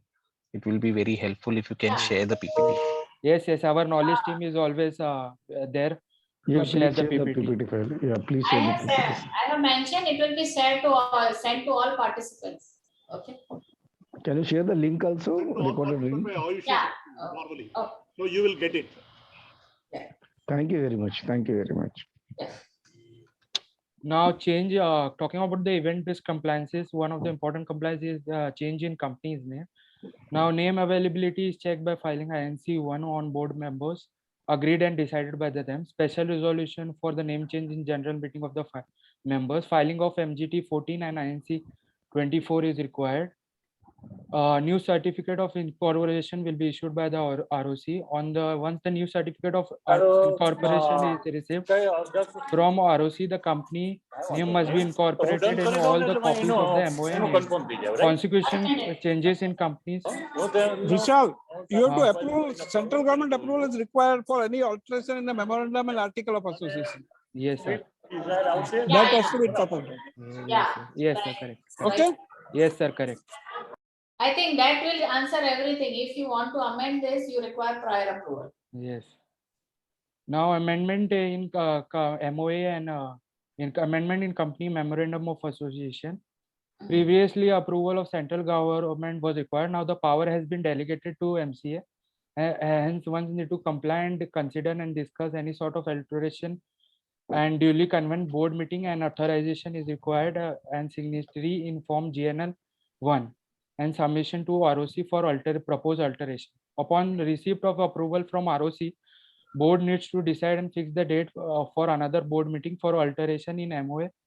And once discussed and documented, a special resolution is required to pass in general meeting for alteration in form MGT 14. Allotment of shares within 16 days of receipt of application money, the compliance needs to be made. Transfer of shares in SH4 needs to be made for the compliance, which is made detailed reference is made on my slide. Vishal, can you go back to previous slide for change in MOA, the object clause? Yes. So, like unlike the regular companies, you are saying first we need to apply to MCA under GNL 1 before the board approves the change in object. Is that what you're saying? Board needs to approve first. Board meeting is necessary. Board approval is necessary first. Yeah, they decide and subject to prior approval of the government. That way it is. They will decide first which object and all that. But it will be carried out only with the prior approval. So, ma'am, once the board meeting is held, then we file GNL 1. Then the approval from ROC comes on GNL 1, and then we call shareholders meeting, and then we file MGT 14. Is that the process? Yes, yes, that is the correct process. Okay, sir. Fine. Understood. Thank you. Okay. Yeah, Vishal, carry on. Yeah, Vishal, carry on. Yes, yes. Okay. A question would arise in the minds of the reader as to whether profit-making company which is promoted, which promoted the Section 8 company is required to file consolidated accounts by preparing consolidated financials. In this case, the company is required to prepare the consolidated financial statement, since there is no specific exemption is granted for Section 8 company. However, if exemption, if applicable as per provision of subsection 3 of 129, read with the rule 6 of the company's account rule, the same may be availed by the company. Filing of annual financial statements in XBRL format by Section 8 company. If a Section 8 company falls as per the parameters specified in Rule 3 of company's filing of documents and forms in XBRL Rules 2015, then the company is required to file its financial statements in XBRL form in extensible business reporting languages. The Rule 3 specifies for listed company, it is mandatory to file XBRL, and for once the XBRL is filed, it has to be filed every year for upcoming financial year. Now, this is one data which is which is as on 31st January 2022. This graph or this pie chart shows how Section 8 company, how community, personal and social service companies are evolving, how the revolution and evolution is taking place, and there is increase in the number of registrations of the Section 8 companies.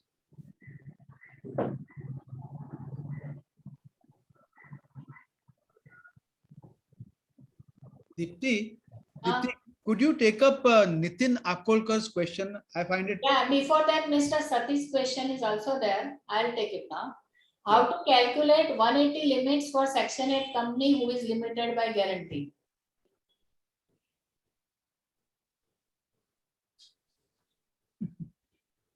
Nikhil? Bhave?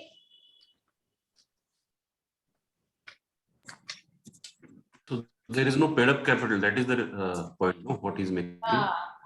Then generally the banks ask for some personal guarantees from the directors. Otherwise, but a lot of borrowing is happening. All the nationalized banks and even private banks, ICICI Bank and HDFC Bank, they are helping in a big way for these Section 8 companies. In fact, one of my clients has borrowed more than 20 crores and successfully they are paying all the loans and they are borrowing from different bankers also, Bank of Maharashtra, ICICI Bank, and Indian Overseas Bank, and SIDBI and NABARD, everywhere. So, sir, the question is like, we have to take a shareholders approval. Like if I go with the process per se, I don't have a capital and I cannot even generate the free reserves because I cannot distribute it as a dividend. Why you can generate free reserves? Why you can't generate free reserves? Are there. Free reserves are there. So based on the free reserve, if I'm crossing the limit of what mentioned in the 180, I have to take a shareholders approval. Correct. If I am at a very pioneer stage. Yeah, that is correct. Of members, not shareholders. Members. Okay. Okay. Okay. Then Mr. Arolkar question. Very interesting. I wanted to raise this also. Can Section 8 company directly strike off or first required to convert it into private limited company and then apply for strike off? Ma'am, can I answer this question? Yeah, I think, wait, Mr. Kuvadia is there. He will answer. Yes. First. See, strike off, there is specifically no provision in Section 8 company can get it strike off. It has to be converted or it has to go for voluntary winding up. These are the two things. Directly, Section 8 cannot be striked off. Because even there is all STK groups, they form these instructions. Even STK all forms of their instructions. So you cannot, Section 8 cannot be directly strike off. Either you should convert or you should go for voluntary winding up. Yeah, Mr. Kuvadia, yes. there is a problem here, that yes. you cannot strike off directly. Yes. You fulfill all the conditions, you distribute all the money, you reduce your bank balance to nil. Yes. You reduce it to nil, you get the license, and then you get the license cancelled. Yes. Then you have no money with the company. But if your license cancel, if your license are cancelled, you can do it. Then you become a private company. Yes. But when for your license to be cancelled, and you have not committed any default and etc., you have been working very well. But you want to close down the company. Therefore, first you get the license cancelled. Then you become a private company. Then you can get strike off. Either private or public limited company, you will get it. Once you get the license, then automatically you will get a right to. No, sir. I am on a slightly different angle. Yes. To get the license cancelled, you have to reduce your bank balance to zero, na? Yes. Assets, nil liabilities. No assets, no liabilities. No liabilities. Now after that, you convert yourself into a private limited company. There are definitely some expenses which come up as a private limited company. That you can make provision. No, that you can make provision. Can you retain money? Can you retain money?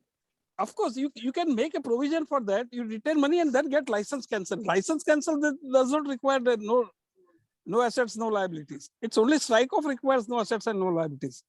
Cancellation of license, it is always, you can retain money. There is nothing. Oh, I see. And even after convert, you can carry on business also at a private limited company. There is no restriction on that. Only strike off, there should not be no assets, no liabilities. At the stage of strike off. Strike off. Not at the type of surrendering license. So when you surrender license, when you apply for strike off, at that time you have to make a statement that I have no assets or liabilities. At the strike off. And in fact, one second. In fact, let me tell you. Yes, follow. 1 second. Yes, now, when you make that application, then the ROC or the regional director tells you apply, make an application to the income tax officer so that there are no dues. Make an advertisement in the newspapers. From where do I get this money to do all this? I have to put in my own money then. Sir, you are on mute. Kuvadia said you are on mute. Sorry. Now it's okay. Now you are able to hear me. Yeah. Shall I put my question again? Yes, sir. See, you have cancelled your license and now you want the company to be struck off. When you make an application for striking off, you have to say that I have reduced my assets and liabilities to nil. Yes. So I have got no bank balance now. Yes. Right? But there are provisions that you have to make an application to the income tax officer for a NOC, then you have to put Yes. some advertisement in the newspaper saying that this is No, being no, for striking off, there is no advertisement. No? Striking off, there is no advertisement. Income And tax? on the income tax also, you don't have to pay fees. You have to just write a letter to them and they will do it. Yeah, but then you require to engage people to do that. You cannot do it That is all. yourself. You can at the time of this thing, and your charitable association, somebody should come forward with you, or you should make provision before that. Once you get, before surrendering license, you should make all these provisions. From personal experience, I'm saying I have had to spend 25,000 rupees for this purpose, which was just lost. That is all that I cannot say. But you should have made provision before that thing. But you will not allow, no? You will not allow. No, we'll allow for license. You can surrender license with a share capital, all those things. Chalo. Okay, aage, chalo. There is another question. Can section procedure for obtain prior approval from central government for amendment in memorandum article? Any form for that? Bhave? GNL1 form is there, no? You have to apply on a plain paper, attach it to GNL1. Can Section 8 company be merged, amalgamated? Yes, it can be. Somebody, someone is telling, but it is not easy to cancel the license. Kuvadia said, someone is telling it is not easy to cancel the license. Sir, you are on mute. Sir, you are on mute. Hello. Yeah, now it is. See, automatically it get licensed. It get licensed once RD gives you no objection for amalgamation. Automatically it stands that your license will be cancelled. No, but when you apply for cancellation, I think. Please hang on. No, it says amalgamation. What was the query? Query was amalgamation, if I remember correctly. Okay, right. So it license get cancelled, right? Yes, automatically get cancelled. The company stands to be dissolved automatically, then license will automatically get cancelled. Okay. Can Section 8 with guarantee can be also strike off? Yeah, with the process, right? Yes, with the process. Yes. Can corpus fund of Section 8 company be considered equivalent to share capital and determined by calculating threshold under 180? Can a corpus fund of Section 8 company be considered equivalent to share capital and determined by calculating?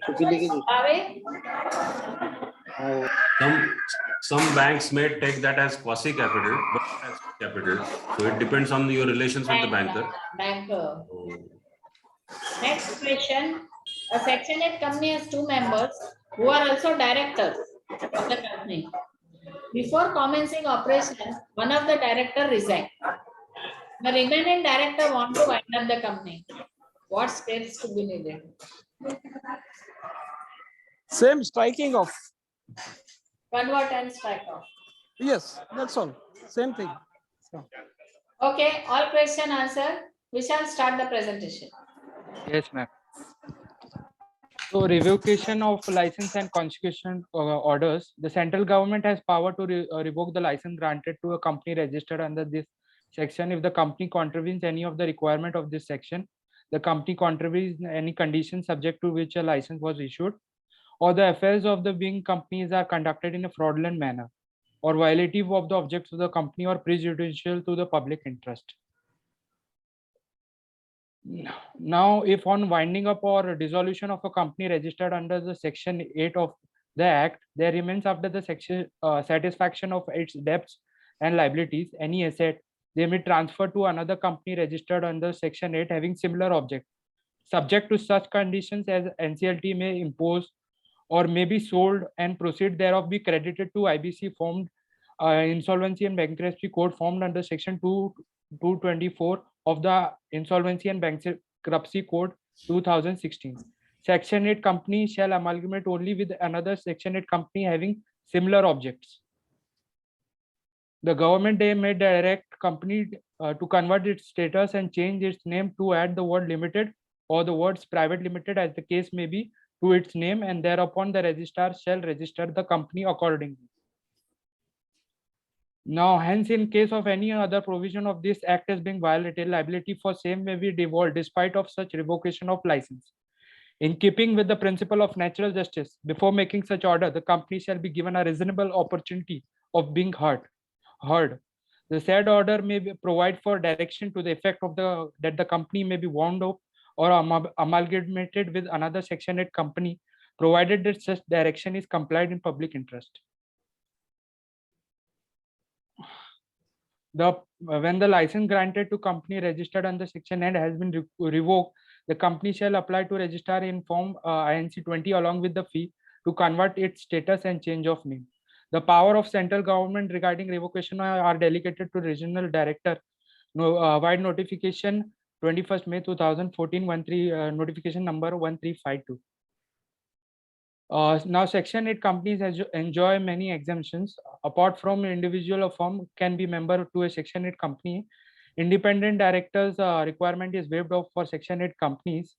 The intimation or bar on taking of direction in more than 20 companies has been relaxed.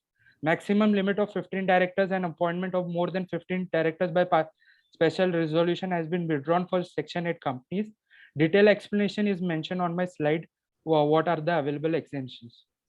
Appointment of company secretary can be any person or necessarily, or he should be a member of Institute of Company Secretary. So there is an exemption for company secretaries. So for Section 8 companies, it is enough to hold at least one meeting within every 6 calendar months instead of holding 4 meetings in a year as of other companies.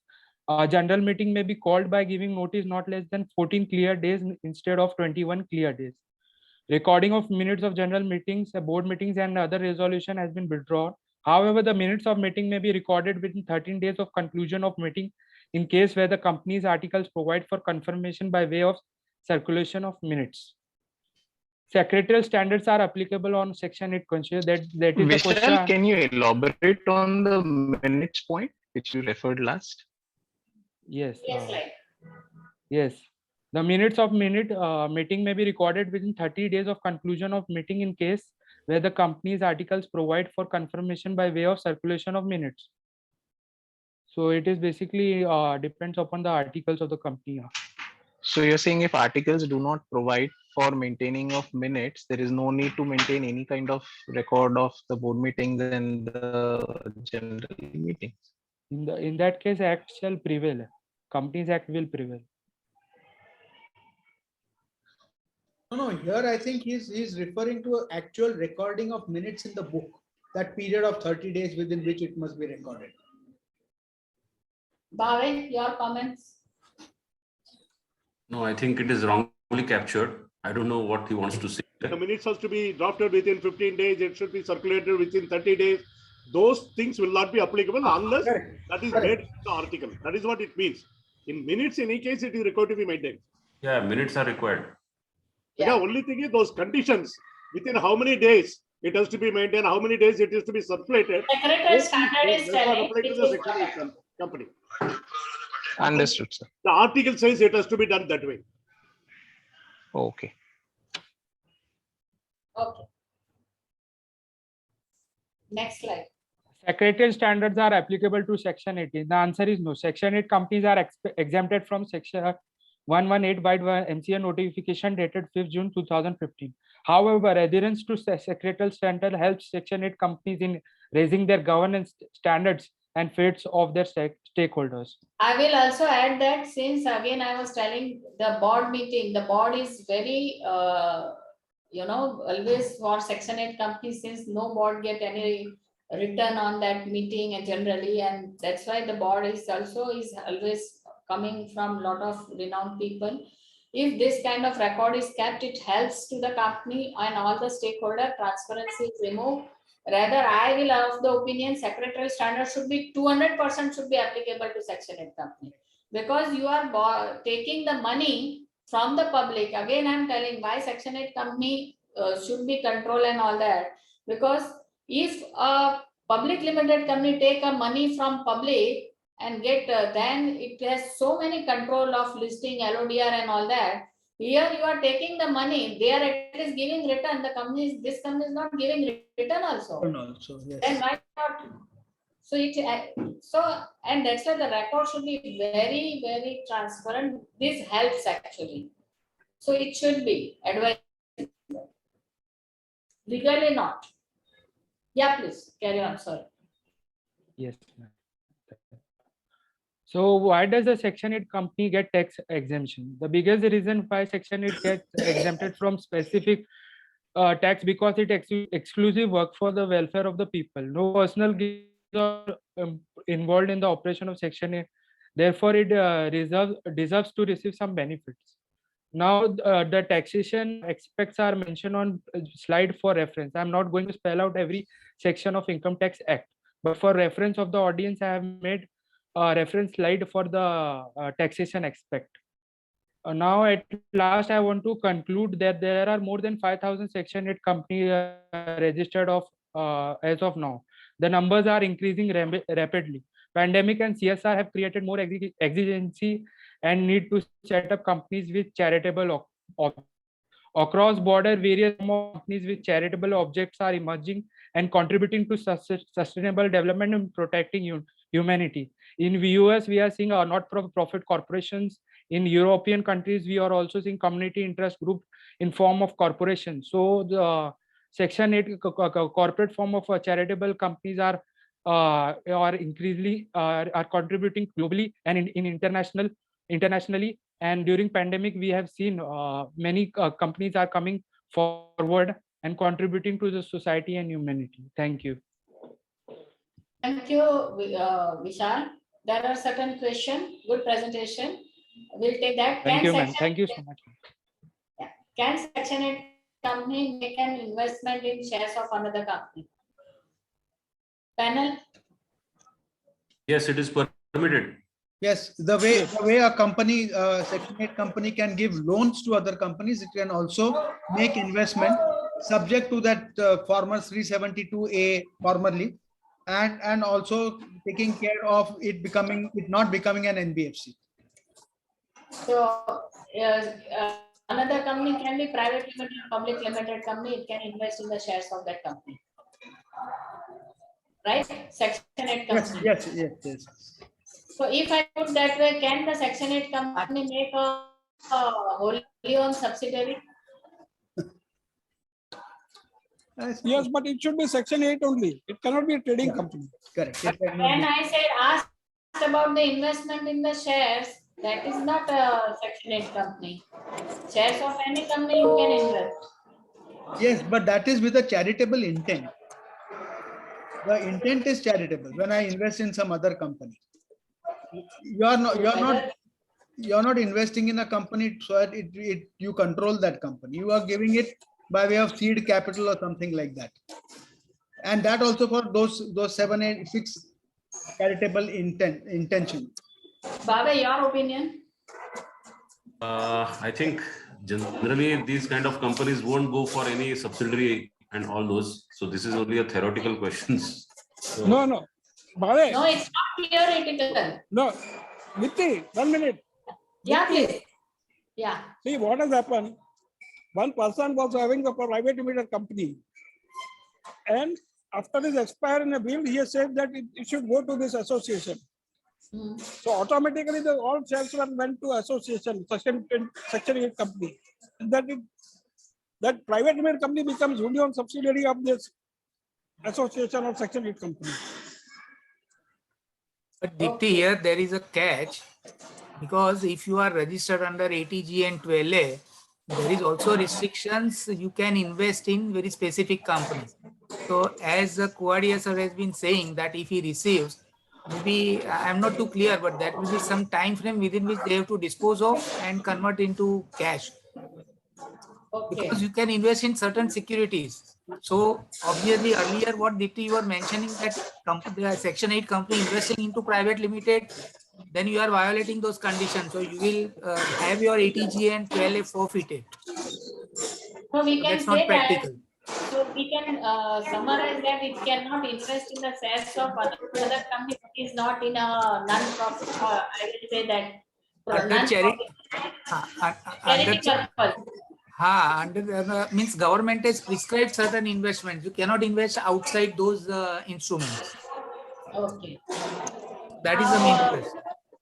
Okay. Next, while winding up a Section 8 company having guarantee or share capital, can the cash left after discharging all liability and realization of asset be transferred to members of such company and accordingly dissolved it? No. Winding up of Section 8 company will happen as per as mentioned. You have to transfer all your corpus to another Section 8 company with similar objects, and then you can close it. Kuvadia sahib, your point?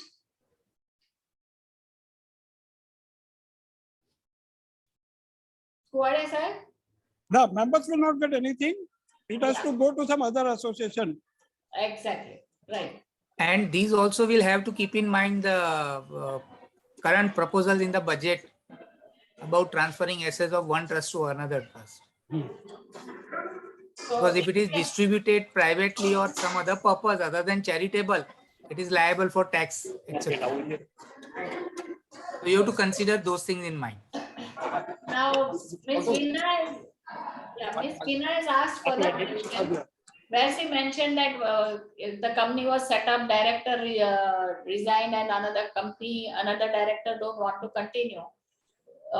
What she's telling, can remaining one director alone decide to convert and apply for strike off? No, she has that they have to co-opt one more director and then do the new. Follow the company plan.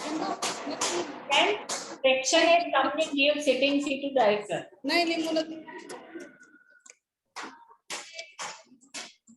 Can Section 8 company can give sitting fee to director? Yes, it is permitted. It is not prohibited. It is not part of the remuneration. Sitting fee is not part of the remuneration, so it is not prohibited. Can Section 8 company limited by guarantee adopt in its article differential voting rights for differential category of members, incorporating life member? Yes, according to me. Bhave, your point? Yeah, depends because again, making such rules and regulations and to follow them is again a challenge. Article, no. If article, you have to provide this in article, it will be governed. And if it is approved and you go on that basis get license, you can provide. Yes. That's what. Not otherwise. Right, Kuvadia sir?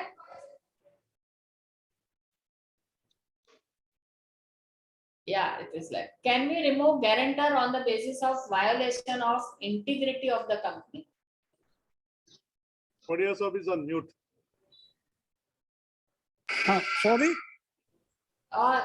There was a question that can Section 8 limited by guarantee adopt in article differential voting rights for different kind of member, promoter like incorporating member, life member, annual. That can be done, but normally they do it in bylaws.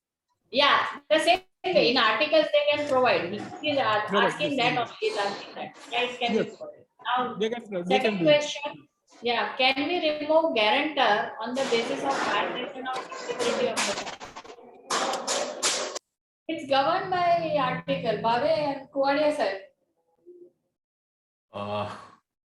Actually, when a member can be expelled is clearly written in the articles. Article, yeah. Then yes, he can do. He can be. Can Section 8 company follow different period as a financial year? Yes, if permitted by ROC. In license and article, you have to provide that, and that should be approved. Okay, that's all the question. I hope I answer. We have covered all the questions. Yeah. Dipti, I have two important submissions or questions I can say. I have had one question whether the MGT 8 certification is applicable to Section 8 company. Because different criteria are given. So one of the criteria is turnover of 50 crore or more. So if it is more than 50 crore, the income of the Section 8 company, then MGT 8 requirement is there. So my view is that answer is yes, and I have issued one MGT 8 certification like this to a Section 8 company. What is that your view? Dipti, yes, answer is yes, because unless there is exemption given by Section 8 company, they have to comply with all the provisions. Unless there is a specific exemption, then only they have to. Otherwise, they have to comply with all the provisions of the Act. And sir, one more question. A Section 8 company, after the pandemic and after the 22nd January notification on CSR, it has received a lot of funds, crores of funds. And as such, the net profit or surplus, as you may call it, has gone beyond 5 crores. And the CSR provisions are getting applicable to that Section 8 company. Yes, So, it will be applicable. It will be applicable. It will be definitely be applicable. But the only thing is, there is a catch in this. That means that Section 8 company itself is being a charitable company. It cannot use and say that we are doing a charitable purposes or something. They have to separate out the profit. They have to form separate trust or separate thing, and they have to do it. It will be attracted.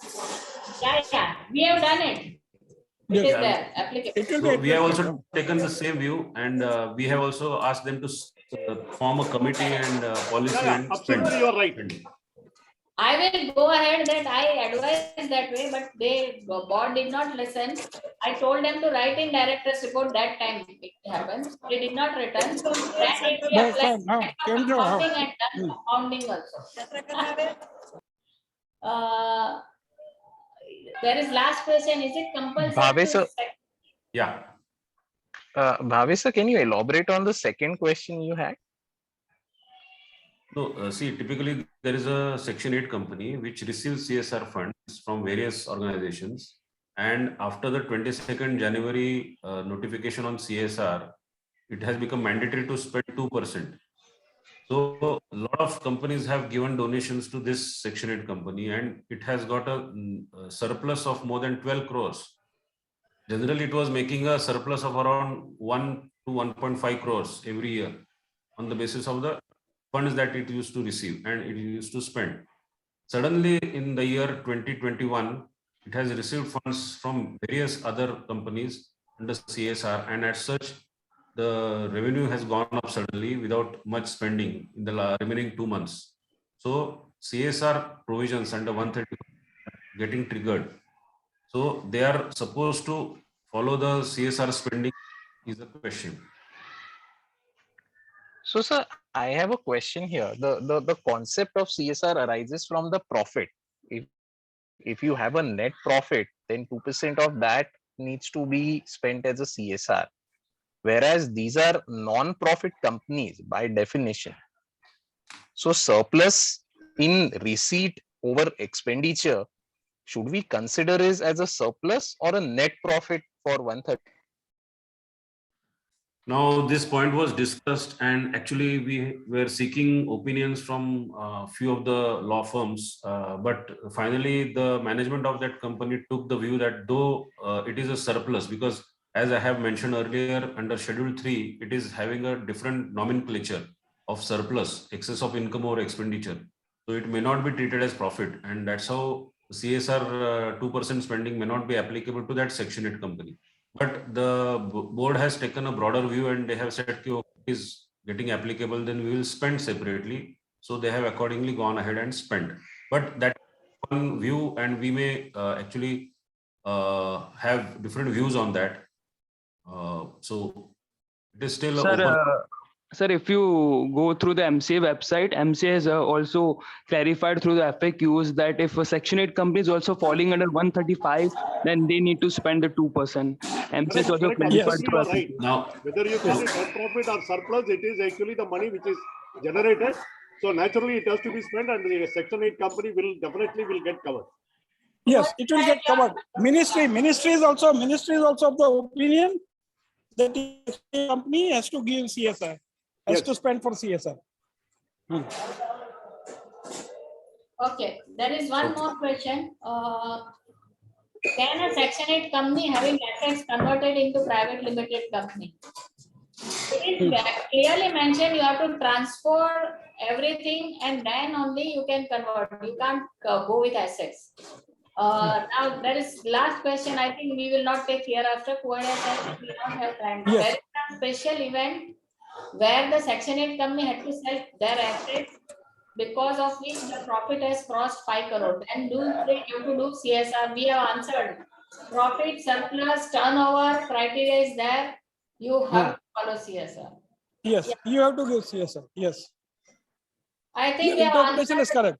Your interpretation is correct. Yeah. And sir, we have done compounding also when the board did not mention. And it is there. Yes, I yes, see it.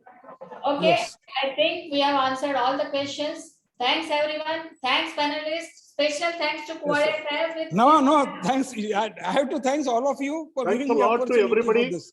My, Yes, thank you very much. my special Thank thanks you. to Mr. Bhave and also Bhave. Kuvadia. Yeah. Yes, Really, yes. really speaking, Thank you. today's presentations was really enlightening the knowledge of the people, not only me, even the audience. There are a lot of interaction we could actually see. It's a very interesting topic. Many more things will actually come, but constraint of the time, we'll have to stop it here. And Yes. my thanks to presenter, Mr. Vishal. Yeah. Yes, sir. Vishal also, because he has excellently done a good presentation. He has taken us to, especially the chart he has prepared in respect of the compliances which are required, including the event base. I think that will be much helpful to the people who are actually there. So my sincere thanks to Vishal. You have done a good job. I appreciate you. Thank you, Thanks a lot to sir. everybody. Thank you. Thanks for all your support, Bala sir. Without you, thanks for your guidance and all the support. Thanks In everyone. Thanks. PPT will Thanks for Thank you. PPT Thank will you. be Thank shared you, to sir. all participants, and we will have more seminars like this. More. Thank you, Dipti, and thank you all. Thank you all panelists. Thank you everyone. Thank you all the panelists. Thank you. Take care of Thank your you. health. Thank you. Bye, Kuvadia sir. Bye. Thank you, Bye. ma'am. Thank Thank you, you. Vishal Thank sir. you. Thank you. Thank you, Dipti ma'am.